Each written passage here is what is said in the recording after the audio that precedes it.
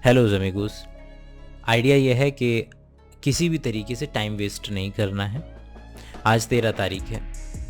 अगर आज 13 तारीख है तो आज एक चैप्टर हम करेंगे, कल 14 है तो उसका अगला चैप्टर, 15 है तो उसका अगला चैप्टर, और इस तरीके से हर दिन एक चैप्टर को यूट्यूब पर रिवाइज़ मैं कराता चला जाऊँगा।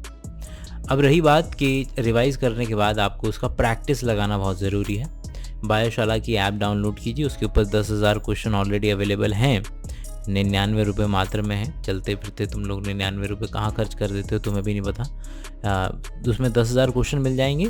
और अगर वो भी नहीं है तुम्हारे पास, 99 रुपये भी नहीं है, तो रोज़ाना जिस चैप्टर का रिवीजन कराया जाएगा उसका टेस्ट ओपन कर दिया जाएगा फ्री में बायोशाला की ऐप पे। यहाँ पर रिवाइज़ करो और वहाँ पर जाकर के उस MCQ की प्रैक्टिस करो। जल्दी से बिना टाइम वेस्ट करे NCERT की एक एक लाइन को फटाफट से कवर करते हुए चलेंगे। पहला जो पैराग्राफ है उसके अंदर मैं आपको बताने की ये कोशिश कर रहा है वो कि भैया देखो, लाइफ बड़ी खूबसूरत है। झरने हैं, पहाड़ हैं, नदियां हैं, भागते घोड़े हैं, क्या कुछ नहीं है जीवन में आश्चर्यचकित होने के लिए। लेकिन अपन भाग रहे हैं भाई, एंट्रेंस एग्ज़ाम निकालेंगे। अब वो तुम्हारे ऊपर है। मैं NCERT की लाइन पढ़ा रहा हूँ, उस NCERT की लाइन का इस्तेमाल तुमको नीट में करना है कि CUET में करना है कि बोर्ड में करना है कि अपने यूनिट टेस्ट में करना है, वो तुम्हारे ऊपर है, वो तुम जानो। यहाँ पर दिया हुआ है कि लाइफ का को लेकर के ना 2 इम्पॉर्टेंट क्वेश्चंस बन सकते हैं, और वो 2 इम्पॉर्टेंट क्वेश्चन है कि वाई और वॉट। वाई का मतलब है कि वही लाइफ का पर्पज़ क्या है, वो अपने को पता नहीं। मतलब वैसे तो कोई पर्पज़ है नहीं लाइफ का, लेकिन उसके बावजूद बाबा लोगों के ऊपर वो हमने छोड़ा हुआ है कि बाबा लोग बताएंगे कि क्या है लाइफ का पर्पस, क्या है। अपन बीइंग साइंटिस्ट ये डिस्कस कर लेते हैं कि भैया क्या है, ये तो पहले डिस्कस कर लें कि लिविंग क्या है और नॉन लिविंग क्या है। जहाँ तक पर्पस की बात है, वो जो पर्पस तुम बना लो वो तुम्हारी लाइफ का पर्पस है। कोई ऊपर से बना बनाया नहीं आया तुम्हारे पास में। अब क्या चीज़ लिविंग है, क्या चीज़ नॉन लिविंग है, इसके ऊपर भी बड़ी तगड़ी डिबेट है। जितने छोटे साइंटिस्ट से पूछेंगे वो उतनी आसानी से कैरेक्टर्स गिनवा देगा, जितने बड़े साइंटिस्ट से पूछेंगे उतना ही दिमाग ख़राब हो जाएगा उसका कि भैया मेरे को नहीं पता क्या लिविंग है क्या नॉन लिविंग है। लेकिन फिर भी अब इसका मतलब ये तो नहीं है कि पढ़ना छोड़ दिया जाए, जानकारी लेना छोड़ दिया जाए। अगले पैराग्राफ में बताने की कोशिश कर रहा है कि भैया देखो, ऐसा है कि लाइफ को डिफ़ाइन तो हम क्या ही करें, कुछ कैरेक्टरिस्टिक्स नज़र आते हैं। ग्रोथ, रिप्रोडक्शन, अपने आसपास के एनवायरनमेंट को सेंस कर पाना, समझ पाना, और उस एनवायरनमेंट को समझ करके उसके खिलाफ एक रिस्पॉन्स दे पाना। मेटाबॉलिज्म भी है, सेल्फ अपने आप को रेप्लिकेट करना, रिप्रोडक्शन करना, अपने आप को ऑर्गेनाइज करना, लेवल ऑफ ऑर्गेनाइजेशन कि किस तरीके से एक सेल मिलकर के टिश्यू मिलकर के ऑर्गन मिलकर के ऑर्गन सिस्टम, इस तरीके से पूरा का पूरा धरती बनती है।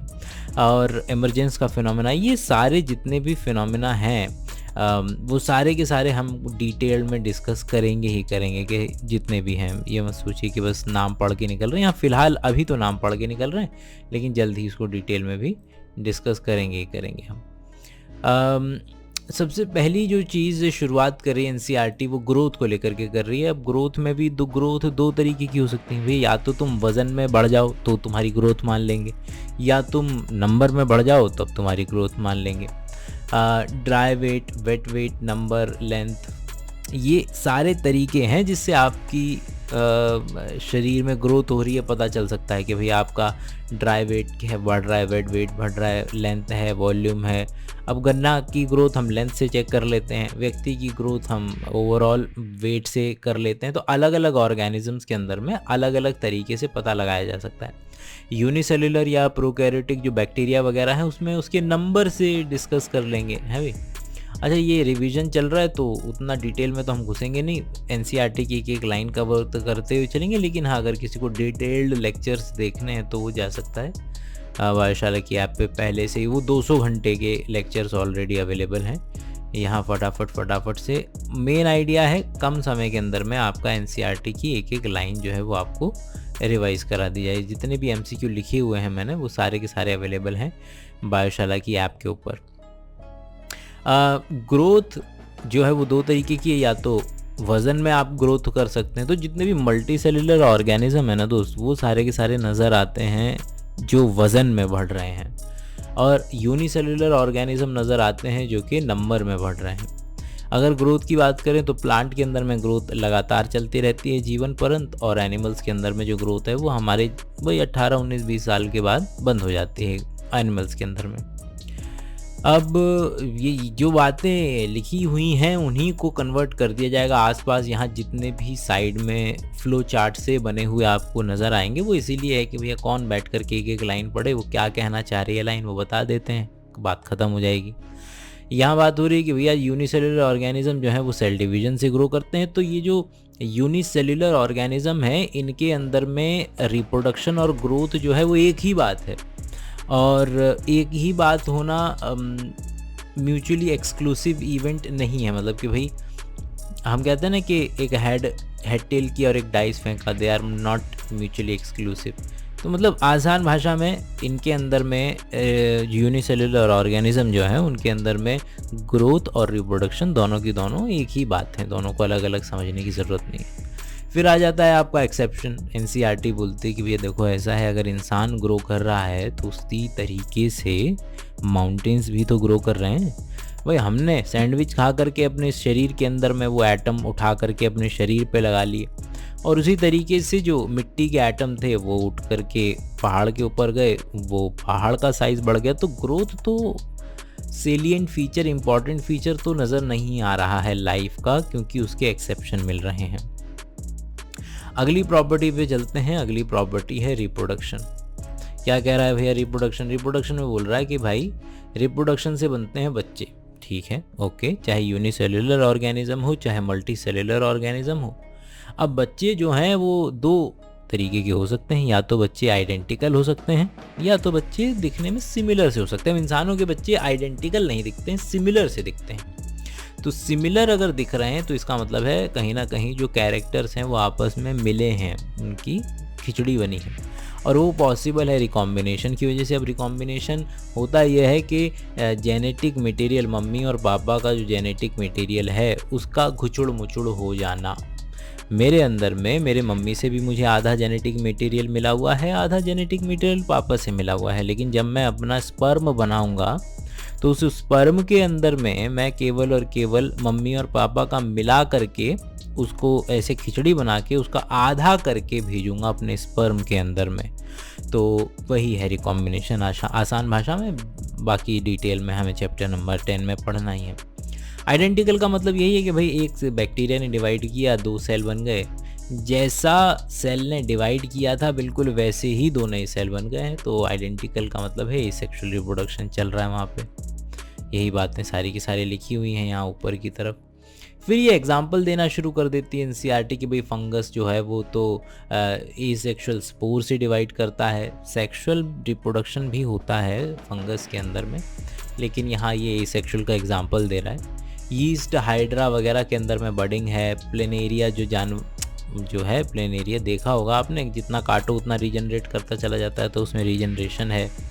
Fungus, filamentous algae, protonema, moss वगैरह ये जो है फ्रेगमेंटेशन से। तो अलग अलग तरीके दिए हुए हैं कि एसेक्सुअल रिप्रोडक्शन क्या केवल एक ही तरीका नहीं है। जैसे बैक्टीरिया ग्रो करता है केवल वही तरीका नहीं है, उसके अलावा भी कई तरीके हैं जिससे रिप्रोडक्शन किया जा सकता है एसेक्सुअल वाला।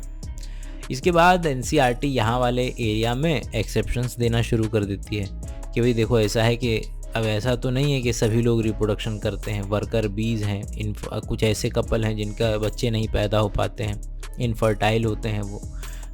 जो किन्नर होते हैं वो भी आपके इनफर्टाइल होते हैं।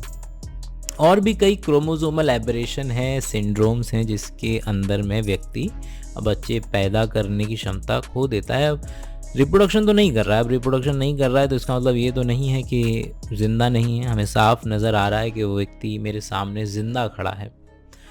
अनदर कैरेक्टर जो है वो मेटाबॉलिज्म है। अब मेटाबॉलिज्म क्या है भैया? देखिए ये है इंसान बना होता है सेल्स से। सेल्स के अंदर में भरे पड़े हैं बायोमॉलिक्यूल्स, और बायोमॉलिक्यूल्स क्या है? केमिकल ही तो हैं। अब केमिकल्स या तो बनेंगे और या तो केमिकल्स टूटेंगे। अगर बन रहे हैं कोई चीज़ हमारे शरीर में बनाई जा रही है तो वो एनाबॉलिज्म की कैटेगरी में आ जाएगा, बनना, बायोमॉलिक्यूल्स का बनना। और अगर कुछ चीज़ टूट रही है तो वो कैटाबॉलिज्म की कैटेगरी में आ जाएगा।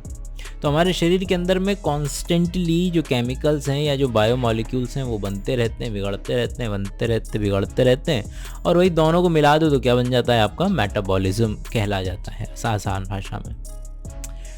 वही है कि भैया conversion of all chemicals metabolism हो गया, और वो जो रिएक्शंस हो रही हैं जिसमें वो चीज़ टूट रही है, बन रही है, टूट रही है, बन रही है, वो मेटाबॉलिक रिएक्शंस हो जाएंगी। हमारे शरीर के अंदर में थाउजेंड्स नहीं भैया, मिलियंस ऑफ मेटाबॉलिक रिएक्शन प्रति सेकंड प्रति सेल चल रही हैं, तब जाकर के हम जिंदा रह पाते हैं। आइए आगे बढ़ते हैं। दोबारा से डिटेल्ड लेक्चर मिल जाएंगे भाई आपको NCERT वाले। यहाँ फ़िलहाल हम NCERT को जितना जल्दी हो सके रिवाइज करने की कोशिश करेंगे। तो वही है कि पूरा का पूरा जितना भी सम है केमिकल रिएक्शंस का हमारे शरीर के अंदर में, उसको मेटाबॉलिज्म कहते हैं। ये रही वो लाइन। अब अगला जो फीचर है वो कह रहा है कि भाई ऐसा है कि जो मेटाबॉलिक रिएक्शंस हैं वो आपके कहाँ हो जाती हैं, वो आपके टेस्ट ट्यूब में भी हो जाती हैं। मतलब कि पहले हम अपने आप पे बड़ा अभिमान मानते थे कि इंसान तो ऊपर वाले की देन है, हमारा शरीर जिन तत्वों से मिलकर के बना है वो तत्व कहीं और पाए नहीं जा सकते, फलाना फलाना। फिर एक बार भाई साहब आए, साइंटिस्ट आए, उन्होंने क्या किया, उन्होंने यूरिया उठाया, बोला कि देखो हमारे शरीर में बनता है ना यूरिया, तो ये लो मैंने लैब के अंदर में बना दिया। फिर वही सारा का सारा धरा रह गया कि काय का स्पेशल और काय के ऊपर वाले के चहीते, तो नहीं है। तो बोले कि भैया जो केमिकल रिएक्शंस हैं, जो मेटाबॉलिक रिएक्शंस हैं, वो टेस्ट ट्यूब में भी कराई जा सकती हैं। तो वो ये बात यहाँ पर बोला गया है। लेकिन कुछ भी कहो, ऐसी कोई लिविंग चीज़ इस दुनिया में नहीं है जिसमें इस तरीके की मेटाबॉलिक रिएक्शंस ना चल रही हो। तो मेटाबॉलिज्म एक बेहतरीन तरीका है, ये सेलिएंट फीचर है, one of the most important salient feature है ज़िंदा होने का। फिर इसके बाद अगला आता है कि अपने आसपास के एनवायरनमेंट को सेंस कर पाना। तो उसको आप किस तरीके से देखेंगे, आप इसको यहाँ से पढ़ लीजिए। देखिए ऐसा है, ये लाइन बनती है कैसे कि आपको कोई स्टिमुलस दिया जाता है, वो आपके शरीर के अंदर में अलग, या आपके गाय के या प्लांट के, सबके पास सब में सेम ही प्रोसेस है कि एक स्टिमुलस आएगा और वो उसको एक रिसेप्टर जो है वो रिसीव कर लेगा, सेंस कर लेगा, उस सिग्नल को आगे की तरफ भेज दिया जाएगा, उसको कोई होगा जो एनालाइज करेगा। और ज़रूरी नहीं है एनालाइज करने के लिए आपको ब्रेन की ज़रूरत पड़े, ऐसी भी चीज़, मतलब एनालिसिस एक ऐसी चीज़ है भाई, यूनिसेलुलर सेल मतलब यूनिसेलुलर ऑर्गेनिज्म या फिर एक बैक्टीरिया भी एनालाइज कर सकता है चीज़ों को और उसके अकॉर्डिंगली रिस्पॉन्स कर सकता है। तो कुछ एग्जांपल है कि भैया जो स्टिमुलस है वो बायोलॉजिकल भी हो सकता है। बायोलॉजिकल जैसे कि सेक्सुअल, कि पीकॉक जो है वो क्या दिखा रहा है, अपने जो पंख हैं वो फैला करके फीमेल्स को जो है अट्रैक्ट करने की कोशिश कर रहा है, क्योंकि जो फीमेल्स में हिप बोन का जब एंगल बनता है तो उसकी वजह से बच्चे को पैदा करना कंपैरेटिवली आसान होता है। तो इसलिए मेल्स के अंदर में मेल्स को कर्वेचर इन फीमेल्स पसंद आते हैं। क्या है, बायोलॉजिकल रिस्पॉन्स है। केमिकल भी हो सकता है। केमिकल ये है कि भैया ऑल्फैक्टरी है, सूंघा, खुशबू आई, फेरोमोन्स इसी तरीके से एक्ट करते हैं, आपको भूख लगती है, आप भी इसी तरीके से खाना वाना ढूंढते हैं।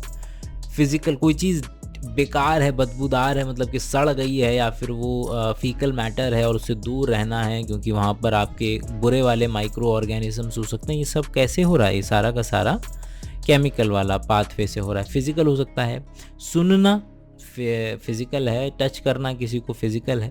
तो ये वाली सारी बातें लिखी हुई हैं यहाँ पर, बेसिक उसको कन्वर्ट करके डिस्कस कर लिया हमने। और फिर एक और चीज़ लिखी हुई है कि देखो भाई ऐसा है कि बाकी ऑर्गेनिज्म जो हैं वो खाली कॉन्शियस हैं, एनवायरनमेंट से उनको स्टिमुलस मिलता है और वो उसके बदले में एनवायरनमेंट को रिस्पॉन्ड कर देते हैं, ओके। लेकिन इंसान एक ऐसा अकेला मात्र प्राणी है जो कि खुद की सेल्फ अवेयरनेस रखता है। लेकिन इसके अंदर में भी एक्सेप्शन आ जाएगा। बच्चा जो है, जो पैदा हुआ बच्चा होता है, उसको सेल्फ अपना नहीं पता होता है कि वो सेल्फ क्या है। उसको शीशा दिखाएंगे तो वो आपकी गोदी में अगर आपका बच्चा बैठा है तो वो शायद आपको देखता रहेगा लेकिन खुद को नहीं देखेगा। एक वक्त आता है जब व्यक्ति पहचान पाता है, इसका टेस्ट होता है कि बच्चे के गाल पे बिंदी लगा दो। अब शीशे में जाकर के अगर वो सामने वाले के मुंह से बिंदी निकाल रहा है तो अभी उसको सेल्फ का एहसास या अंदाज नहीं है। जिस दिन वो अपने शीशे में देख के खुद के बिंदी हटाएगा, मान लेंगे कि उसको पता चल चुका है इसकी सेल्फ कौन है। इसके अलावा जो जैसे लाइट है, तो लाइट आपको देखेंगे तो प्लांट और एनिमल्स दोनों के अंदर में लाइट का योगदान होता है। तो प्लांट के अंदर में चूंकि दिन कितने समय रहा, रात कितने समय रही, लाइट कितने समय उपलब्ध रही, उसकी वजह से फोटो पीरियडिज्म होता है और प्लांट ये फैसला कर पाता है कि मैं फूल बनाऊं कि ना बनाऊं। और उसी तरीके से एनिमल्स के अंदर में हमारा जो है सर्केडियन रिदम होता है। अभी रात के 1:30 बज रहे हैं तो अलग अलग लोगों का अलग भी होता है, क्रोनोटाइप कहा जाता है इसे। कुछ लोग होते हैं जो रात को पढ़ना पसंद करते हैं, कुछ लोग होते हैं जो सुबह पढ़ना पसंद करते हैं, कुछ लोग होते हैं कभी पढ़वा लो कभी भी, और कुछ लोग होते हैं जो कभी भी पढ़ना पसंद नहीं करते। तो बहरहाल जो अपार्ट के लोगों का अपना अपना सर्केडियन रिदम होता है कि अगर आप 1 बजे खाना खाते हैं तो 1 बजे करीब आपको भूख लगना शुरू हो जाएगी। और उसी तरीके से सीजनल ब्रीडर्स होते हैं कि आपने देखा होगा कि इंसान जो है वो सीजन के मुताबिक ब्रीडिंग नहीं करता है, उसको जब मौका मिल जाए वो तब रिप्रोडक्शन कर सकता है। लेकिन सभी जानवरों में ये सहूलियत मौजूद नहीं है, इसलिए वो सीजनल ब्रीडर के नाम से प्रसिद्ध होते हैं कि एक ख़ास मौसम में ही वो ब्रीडिंग शो कर सकते हैं। तो वो भी अब उसका पता कैसे लगाया जाए, उनके पास कैलेंडर तो है नहीं, वो लोग कैसे पता लगाएंगे तो वो लोग पता लगाएंगे इससे। आइए भाई आगे बढ़ें कि कॉन्शियसनेस हो गया, लिविंग प्रॉपर्टी है, तो becomes the defining property of living organism. तो ये लोग मान रहे हैं कि ठीक है चलो कॉन्शियसनेस को मान लेते हैं। वहाँ पर भी अगले कुछ एग्जांपल्स नज़र में आते हैं अवेयरनेस को लेकर के कि भैया व्यक्ति जो है वो ब्रेन डेड है, केवल कोमा में जा चुका है, मस्तिष्क का ज़्यादातर पार्ट जो है ब्रेन डेड है। लेकिन उसके अंदर में भी बड़ी अलग बात है, क्योंकि ब्रेन की सारे न्यूरॉन जिस दिन मर जाएंगे, क्योंकि ब्रेन या न्यूरॉन वाला जो सेंट्रल नर्वस सिस्टम है वो केवल और केवल खोपड़ी तक सीमित नहीं है, वो तुम्हारा पेरीसेंट्रल नर्वस सिस्टम और पेरिफेरल नर्वस सिस्टम, तो नर्वस सिस्टम मिला करके है। तो ठीक है, वो फिर ज़्यादा ही कॉम्प्लिकेटेड, काहे को उतना आर्ग्यूमेंट में घुसना, अपना पहले एनसीईआरटी की लाइनें कवर करते हैं, डिटेल में जाना हो तो अपना एप्लीकेशन पे जाओ। तो वही वो उसको कोई सेल्फ कॉन्शियस नहीं है, उसको चूंटी काटो, इंजेक्शन लगाओ, जो मर्जी करो, ठीक है। ओके, अगला है कि भाई अगला जो आइडिया है भैया बड़ी क्लासेस में, और अभी हम डिस्कस कर लेते हैं एमरजेंट प्रॉपर्टीज़ नाम की एक चिड़िया होती है। क्या होता है भैया एमरजेंट प्रॉपर्टी? देखो भाई कुछ चीज़ों की प्रॉपर्टी इमर्ज होती है। अब जैसे पानी है, पानी की जो मॉलिक्यूल हैं, पानी के मॉलिक्यूल अगर 5 हैं तो वो 5 मॉलिक्यूल शायद वेव नहीं बना सकते, लेकिन आप जानते हैं कि समुद्र के अंदर में वेव जो है वो बन सकती है, और वो वेव बिल्कुल उसी फॉर्मूले के तरह काम करेंगी जो जिस तरीके से इलेक्ट्रोमैग्नेटिक स्पेक्ट्रम का वेव काम करती है, वैसे ये भी वेव काम करेंगी। तो वेव, ओशियन की वेव एक इमर्जेंट प्रॉपर्टी, एक नया प्रॉपर्टी है जो निकल करके आ गया। अब किसी एटम का रंग तो होता नहीं है, लेकिन जब एटम मिलते हैं मॉलिक्यूल बनते हैं, मॉलिक्यूल बॉन्डिंग करते हैं तो लाइट से इंटरेक्ट कर पाते हैं, और जब लाइट से इंटरेक्ट कर पाते हैं तो हमें रंग नज़र आता है। तो रंग भी उसी तरीके से एक इमर्जेंट फिनोमेना है। बाकी एनसीईआरटी वाले बोलते हैं कि भैया देखो ऐसा है कि जो प्रॉपर्टी टिश्यू में है वो सेल में नहीं है, जो प्रॉपर्टी ऑर्गन में है वो टिश्यू में नहीं है। तो हर बार नया लेवल ऑफ ऑर्गेनाइजेशन जब आता है तो कुछ नई प्रॉपर्टीज़ इख्तियार कर ली जाती हैं या अपने आप एग्जिस्टेंस में आ जाती हैं, उसी को इमर्जेंट प्रॉपर्टीज़ कहा गया है। इसके अलावा all living organism present past future are linked by one another sharing common genetic material. ये बड़ा इंपॉर्टेंट है। देखिए भाई कोई भी ऑर्गेनिज्म क्यों ना हो, उसको एक तरीके से लिंक्ड है कि हम और वो एक चीज़ शेयर करते हैं, और उस शेयर करने वाली चिड़िया का नाम है डीएनए। भाई 2 ट्विन ब्रदर हैं, आइडेंटिकल ट्विन है, इन दोनों का जो जेनेटिक मटेरियल है वो 99.9% जो है वो इनका जो जेनेटिक मटेरियल है वो 100% सेम है, क्योंकि आइडेंटिकल ट्विन है। इनका कोई भाई होगा तो इन दोनों में जो समानता होगी वो होगी 99.99999। इसका कोई कज़न है तो उन दोनों के बीच में समानता होगी 99.99999। और कोई दुनिया का कोई रैंडम व्यक्ति है तो उन दोनों में कितनी समानता होगी 99.9। और चिंपैंजी से 98%, बंद गोभी से 50% जो है हम अपना डीएनए शेयर करेंगे। तो ये भी एक इम्पॉर्टेंट कैरेक्टरिस्टिक हो सकता है क्या होता ही है। ये सारी डिटेल वाली चीज़ें जो हैं वो देखिए भाई, चैप्टर को लंबा खींचना है, आप जितना मर्जी लंबा खींच लो, है ना भाई। हम बात कर रहे हैं फ़िलहाल किसकी, कि एनसीईआरटी की एक एक लाइन कवर हो जाए ताकि तुम्हें उसमें कोई डाउट ना रहे, है ना भाई। अगला है डाइवर्सिटी, कि भाई आपने आंखें खोलिए, देखिए कौवा, तोता, मैना, गाय, बछड़ा, सब आपके आसपास चीज़ें इतनी सारी हैं। ये सारी क्या है, ये सारा का सारा बायो मतलब कि लाइफ, मतलब ज़िंदगी डाइवर्सिटी है, बायोडाइवर्सिटी है।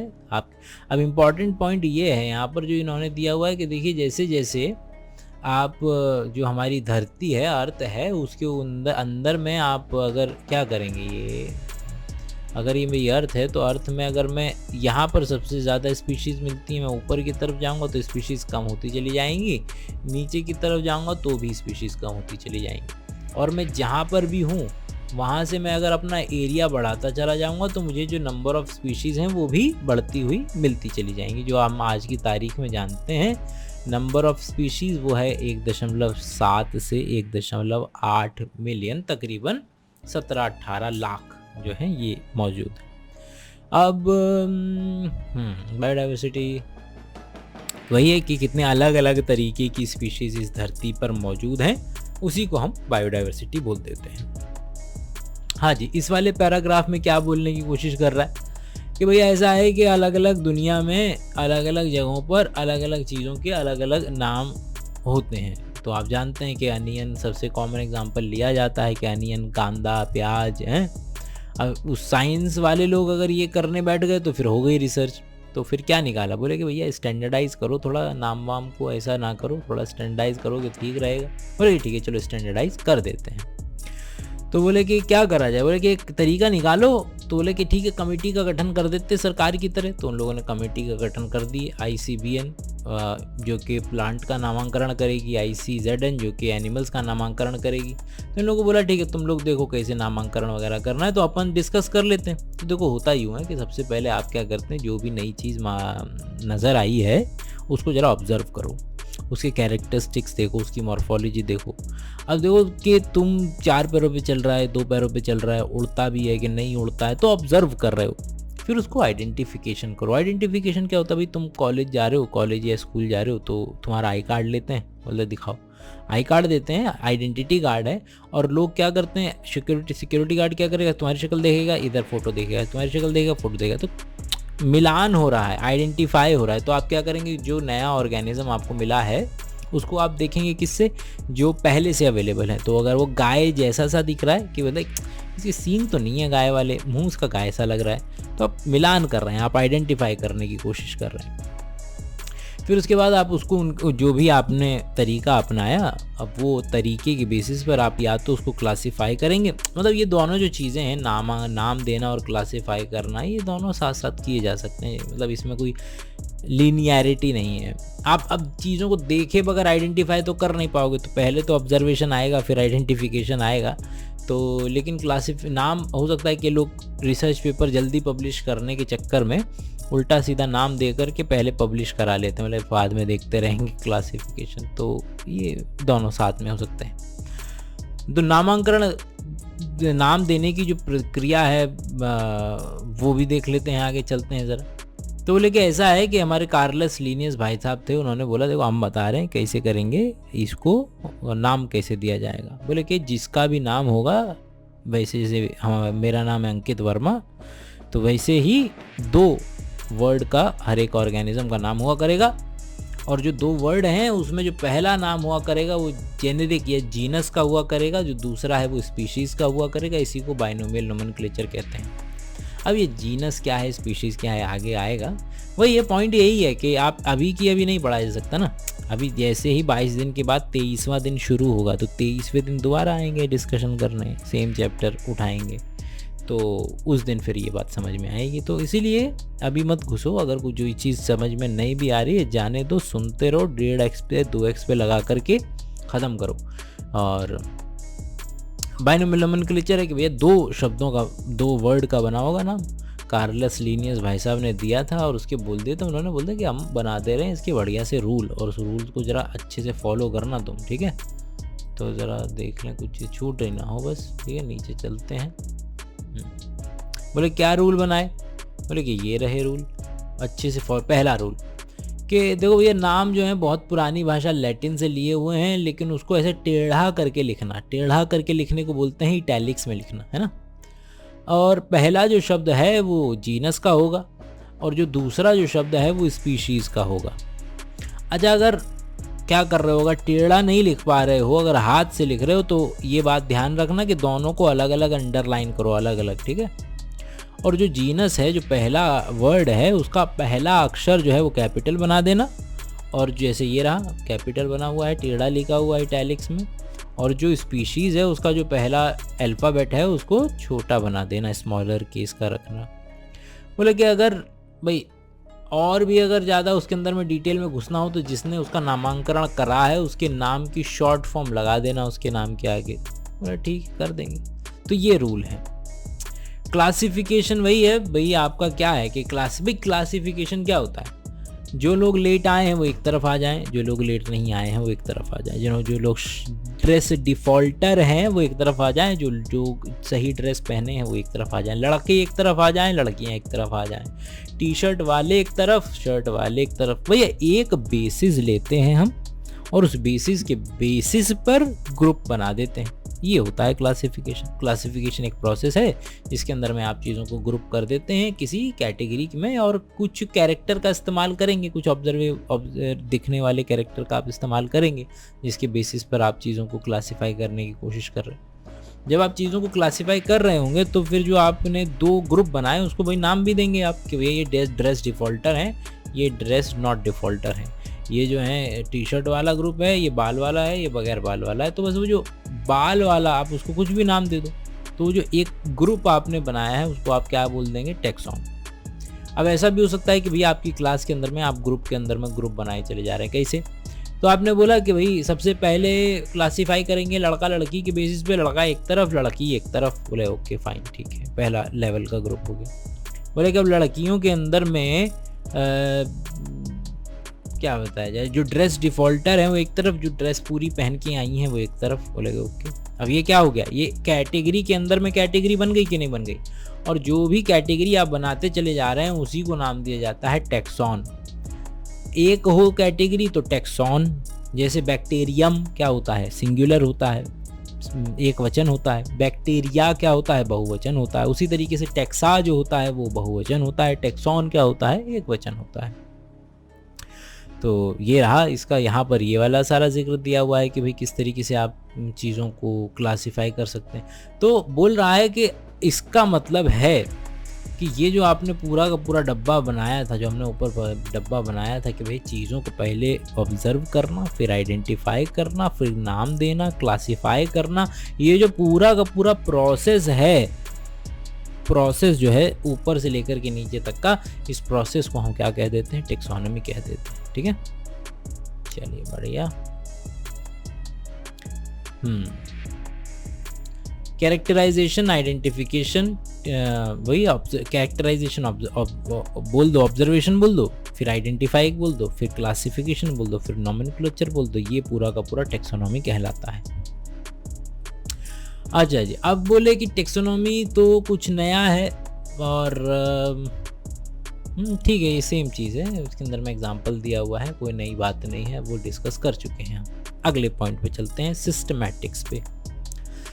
देखिए भाई, जिस तरीके से बायोलॉजी के अंदर में मॉलिक्यूलर बायोलॉजी एक ब्रांच है, जेनेटिक्स एक ब्रांच है, बायो इन्फॉर्मेटिक्स एक ब्रांच है, उसी तरीके से सिस्टमैटिक्स भी एक ब्रांच है। ये जो सिस्टम, जैसे मान लीजिए देखिए एक बड़ा सा दिल्ली यूनिवर्सिटी है, तो दिल्ली यूनिवर्सिटी के अंदर में डिपार्टमेंट ऑफ मॉलिक्यूलर बायोलॉजी होगा, डिपार्टमेंट ऑफ जेनेटिक्स होगा, डिपार्टमेंट, ये अलग अलग डिपार्टमेंट है। उसी तरीके से एक डिपार्टमेंट होगा डिपार्टमेंट ऑफ सिस्टमैटिक्स, है नहीं है लेकिन मान लेते हैं। और उस सिस्टमैटिक्स के अंदर जो डिपार्टमेंट है उसके अंदर में जो टीचर लोग होंगे, जो रिसर्चर लोग होंगे, वो आपस में लड़ते होंगे कि भाई साहब ऐसा है कि क्लासिफिकेशन करना तो है, सबको करना है, जितने लोग बैठे हैं उस डिपार्टमेंट में, जितने भी टीचर लोग बैठे हैं, जितने भी साइंटिस्ट लोग बैठे हैं, सब लोग एक बात पे राजी हैं, और बात ये है कि हाँ क्लासिफिकेशन तो करना है। वो लड़ रहे हैं इस पे कि भैया बेसिस क्या होना चाहिए। कोई बोल रहा है कि भैया देखो ऐसा है हमारे हिसाब से मॉर्फोलॉजी रख लो, कोई बोल रहा है नहीं नहीं एनाटॉमी पे अच्छा रहता है, कोई बोल रहा है कि नहीं नहीं देखो ऐसा है कि इवोल्यूशनरी हिस्ट्री जो है उसमें कोई एक्सेप्शन नहीं मिलेगा, वो कर लेते हैं। तो सब लोग राजी हो गए, तो बोले कि ठीक है ठीक है ठीक है। तो सिस्टमैटिक्स जो पूरा का पूरा ब्रांच है बायोलॉजी का, उसके अंदर में जो टीचर लोग हैं, जो साइंटिस्ट लोग हैं, वो टेक्सोनॉमी वगैरह का काम करते हैं। और वो लोग क्या करते हैं, डिसाइड करते हैं कि भैया बेसिस क्या होगा। तो सब लोग जो आजकल सब लोग जिस बात पे राजी हैं वो कह रहे हैं कि हाँ ठीक है इवोल्यूशन के बेसिस पे कर लेते हैं। लेकिन इवोल्यूशन को भी अलग अलग तरीके से पता लगाया जा सकता है। इवोल्यूशनरी हिस्ट्री एनाटॉमी से भी पता लग सकती है, फिजियोलॉजी से भी पता लग सकती है, केमिस्ट्री से भी पता लग सकती है, डीएनए से भी पता लग सकती है, डीएनए के सीक्वेंस से भी पता लग सकती है। तो हम डीएनए के सीक्वेंस से पता लगवाते हैं। खैर धीरे धीरे बातें समझ में आएंगी, एक बार में ना भी आए कोई प्रॉब्लम नहीं, पढ़िए आराम से। तो ठीक है। तो इसके अंदर में हम क्या करते हैं, तो इसके अंदर में एक तो हम ये तो करते ही हैं कि टेक्सोनॉमी वगैरह की स्टडी तो करते ही हैं, प्रोसेस वगैरह को स्टैंडर्डाइज करते ही हैं, ये बात डिस्कशन करते ही हैं कि किस बेसिस पे क्लासिफाई किया जाए, कैसे क्लासिफाई किया जाए। और क्लासिफाई करने के बाद जो अलग अलग कैटेगरी बनेंगी वो आपस में किस तरीके से रिलेशनशिप में है, तो रिलेशनशिप अमंग देम वो भी डिस्कशन किया जाता है इसके अंदर में। ओके तो सबसे बेहतरीन आज की तारीख में क्या बेसिस है क्लासिफाई करने का, इवोल्यूशनरी हिस्ट्री। टेक्सोनॉमिक कैटेगरीज ये हम डिस्कस कर चुके हैं, लेकिन फिर दोबारा से कर लेते हैं। देखिए भाई ऐसा है कि टेक्सोनॉमिक कैटेगरीज को ना हम यहाँ पर फटाफट से मैं आपको रादर कि ये दिखाऊं, मैं आपको ये दिखा देता हूँ, है ना, ये ज़्यादा बेहतर रहेगा। देखिए ऐसा है कि टेक्सोनॉमी हमने वो करना शुरू किया, क्या करना शुरू किया, हमने क्लासिफिकेशन शुरू किया। बोले कि सबसे छोटी क्लासिफाई जो कर सकते हैं हम क्या है, वो है स्पीशीज़। बोले कि स्पीशीज़ को कैसे डिफाइन करेंगे। बोले देखो दुनिया में से कोई भी दो बंदे पकड़ लो, एक मेल होना चाहिए एक फीमेल होना चाहिए। अगर इन दोनों ने आपस में रिप्रोडक्शन करके ऐसा बच्चा बना दिया जो आगे भी बच्चा बना सकता है, जिसको अंग्रेजी में कहते हैं कि भैया if they can reproduce and give rise to a fertile progeny, कि अगर दोनों ने आपस में रिप्रोडक्शन किया और आगे एक ऐसा बच्चा बना दिया जो आगे भी बच्चा बना सकता है, तो हम मान लेंगे कि वो दोनों के दोनों सेम स्पीशीज़ से बिलोंग करते हैं। अब कैसे है कि हॉर्स और डंकी अलग अलग स्पीशीज़ हैं, क्योंकि ये बच्चा तो बना सकते हैं लेकिन इनका जो बच्चा है वो आगे बच्चे नहीं बना सकता, तो म्यूल पे ही ख़त्म हो जाएगा।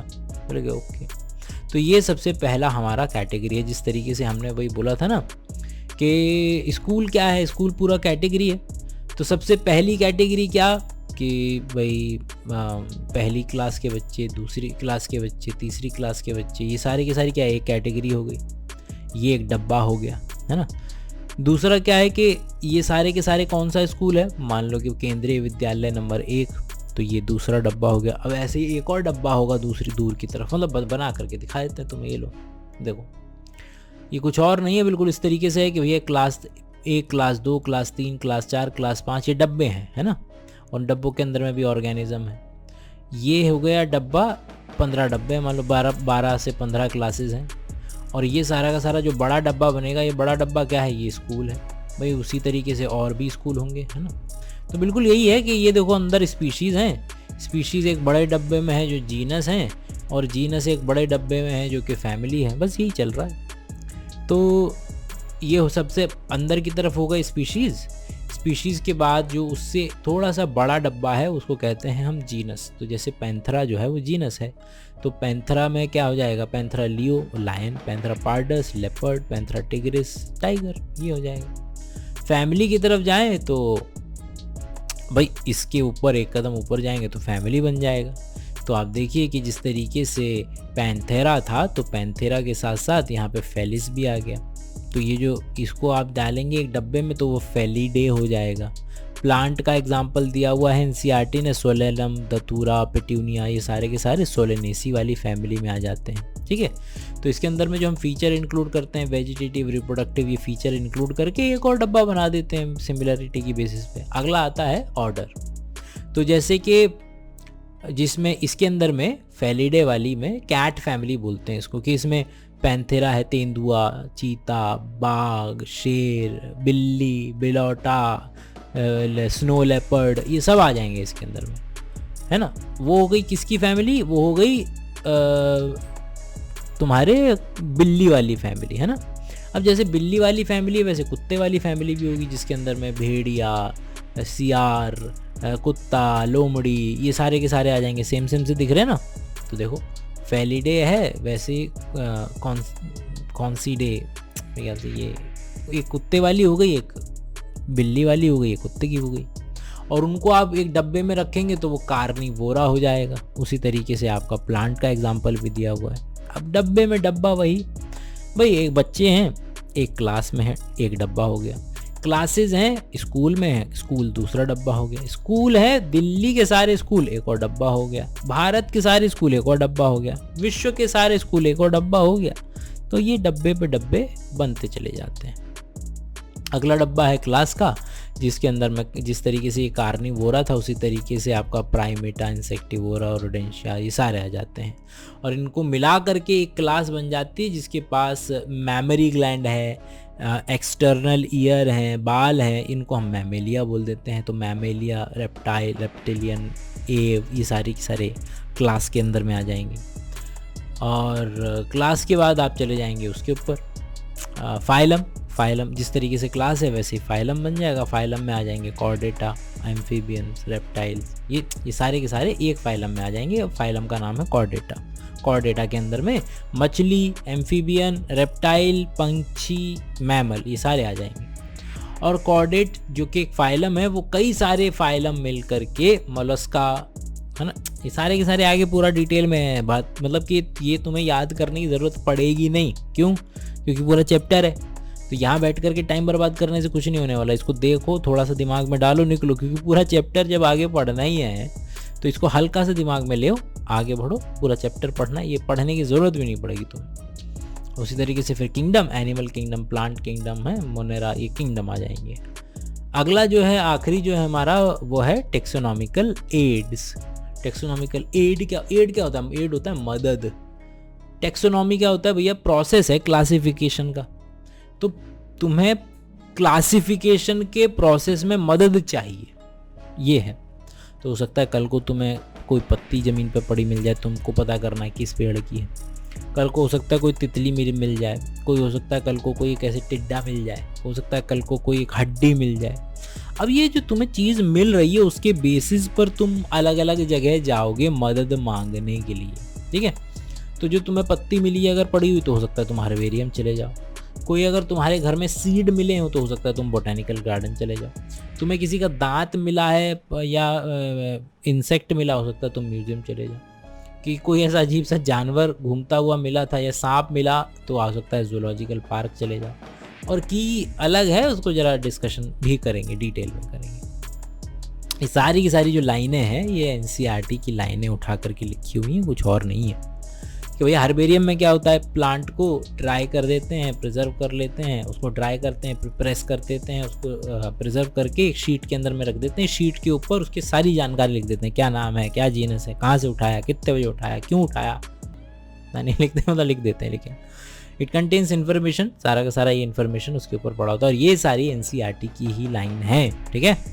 बोटेनिकल गार्डन, बोटेनिकल गार्डन में तुम उसमें हर्बेरियम में मरे हुए रखते हो, बोटेनिकल गार्डन में तुम जिंदा रख लोगे। कुछ एग्जाम्पल दिए एनसीईआरटी ने, इंडियन बोटेनिकल गार्डन कलकत्ता वाला, national botanical research institute Lucknow, garden of medicine and plant West Bengal, ये याद रखना एनसीईआरटी के एग्जाम्पल है। तो यहाँ जिंदा प्लांट मिल जाते हैं। म्यूजियम तो आप जानते ही हैं, सभी लोग साइंस म्यूजियम वगैरह देखा ही होगा सभी लोगों ने, जहाँ पर आप स्पेसिमेंस रखते हैं एनिमल्स के, जहाँ पर आप इंसेक्ट वगैरह रखते हैं, बर्ड्स को स्टफ़ करके रखते हैं, तो ये म्यूज़ियम हो जाता है। जूलॉजिकल पार्क कुछ और नहीं है, जू ही है, चिड़ियाघर ही है। तो उसके कुछ एग्जांपल दें। जू सबको मालूम है कि भैया वहाँ बच्चों के जानने के लिए एकेडमिक्स वाले लोग आकर के उनके ऊपर पढ़ाई भी कर सकते हैं, करते भी हैं। तो अलग अलग जू है, दिल्ली में है, आपके राज्य में भी होगा ही। की इम्पॉर्टेंट है जो लोगों को कंफ्यूज करता है। देखो भैया की जो है वो कुछ नहीं है की। यार तुम्हें बचपन में क्या अभी भी हो सकता है, अभी भी इस्तेमाल करते हो तुम, कुंजी का इस्तेमाल करते हैं। कुंजी क्या होता है कि भैया जिसमें होता है आंसर का, क्वेश्चन का आंसर। तो तुमको लिटरली असल में एक क्वेश्चन है जो कहाँ, जिसका आंसर क्या है तुम्हें पता नहीं, लेकिन कुंजी में उसका आंसर होता है। बिल्कुल उसी तरीके से ये हमेशा, मैं वैसे सबसे कारगर तरीका ये कहानी के ज़रिए बता देना। एक बाबा हैं, बिस्तर पे लेटे हुए हैं, मरने वाले हैं, तुम्हें बुलाया है, बोलते हैं कि देखो ऐसा है बेटा कि हम एक जड़ी बूटी जानते हैं, अगर तुम उसे ले आओगे तो हम बच जाएंगे। बोले कि बाबा हम तो नहीं जानते कि वो जड़ी बूटी कौन सी है, कैसी है, कहाँ है। बोले कि कोई बात नहीं, हम तुम्हें कुंजी बना के देंगे। तो ये रही वो कुंजी। तो कुंजी में ऐसा लिख देते हैं, कुंजी में लिखते हैं देखो भैया, जाना जंगल में, तो जंगल में देखना पेड़ हो सकता है 3 फुट से ऊपर हो, पेड़ हो सकता है 3 फुट से नीचे हो। तो पेड़ अगर 3 फुट से ऊपर है तो दूसरे पॉइंट पे चले जाना, पेड़ अगर 2 फुट से नीचे है तो इस पॉइंट पे चले जाना। बाबा ने कुंजी बना के दी है, नक्शा जैसे बनाते हैं। फिर तुम दूसरे पॉइंट पे गए तो देखना कि उसके ऊपर लाल रंग का फूल आ रहा है या उसके ऊपर नीले रंग का फूल आ रहा है। तो लाल रंग का फूल आ रहा है तो छठे पॉइंट पे चले जाना। उसको उखाड़ के देखना उसकी जड़ अगर काली होगी या उसकी जड़ जो है सफ़ेद होगी। अगर उसकी जड़ काली है तो वही है पौधा, वो ले आना बस। तो आपने क्या देखा कि जो जानकारी है वो कपलेट की फॉर्म में है कि भैया पेड़ ऊंचा होगा कि नीचा होगा, पेड़ फूल जो है लाल होगा कि नीला होगा, जड़ काली होगी कि सफ़ेद होगी। तो जो इन्फॉर्मेशन है वो कपलेट की फॉर्म में है, कपल की फॉर्म में है, 2 की फॉर्म में है। तो ये 1A 1B 2A 2B 3A 3B, तो ये क्या है, कपलेट है। तो और इनमें से दोनों में से एक स्टेटमेंट को लीड कहते हैं, तो दोनों को मिलाकर के कपलेट कह देंगे और एक को कह देते हैं लीड। अगला है, ये तो हम कर ही लिए, एग्जाम्पल वगैरह दोस्त तुम अच्छे से कर ही लेना। आज मेक श्योर कि इसके जो MCQs हैं वो मैं खोल दूंगा फ्री वाले, और बाकी हम 11th क्लास का कल जो है चैप्टर नंबर 2 के रिवीजन के लिए मिलेंगे। तब तक के लिए अपना ख्याल रखिएगा दोस्त, और ज़रा लग जाइए काम पे, क्योंकि ये ना सोचिएगा मतलब बार बार करेंगे तब जाकर के बहुत ज़्यादा मेहनत लगेगी। और एक और बात कि भाई जो MCQs हैं वो NCERT की लाइन के हैं सख्त। अगर आप MCQs में बड़े बड़े नंबर ला रहे हैं तो मान लेंगे कि NCERT तैयार है, वरना मानेंगे कि NCERT तैयार नहीं है। बेसिक कॉन्सेप्ट सभी को आते हैं, जो चीज़ नहीं आती है वो है आपके एग्जाम्पल्स। तो एग्जाम्पल पे अच्छे से जोर दीजिएगा।